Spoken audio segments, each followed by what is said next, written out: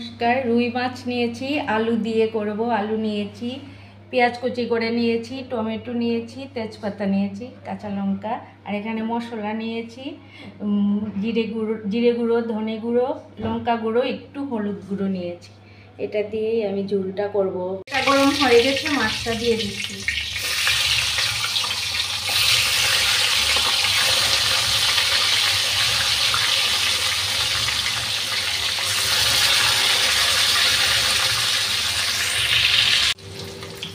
মশলাটা গুলে রাখছি।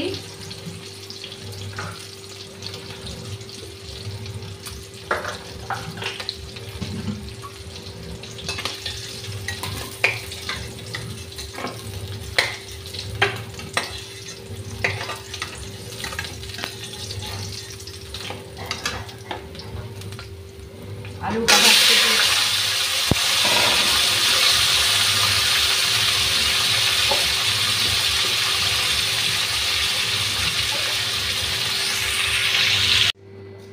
তেজপাতাটা দিয়ে দিলাম, পেঁয়াজ, কাঁচা লঙ্কা, টমেটো দিয়ে দিচ্ছি।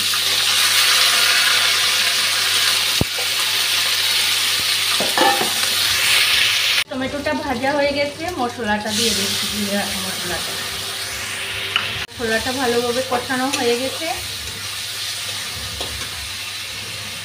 এখন আলুটা দিয়ে দিলাম, মাছটাও দিয়ে দিলাম,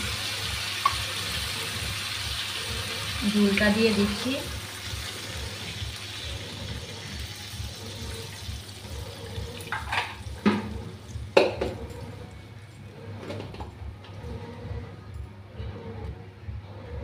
নুনটা দিয়ে দিলাম, এখন ঢাকা দিয়ে রাখবো।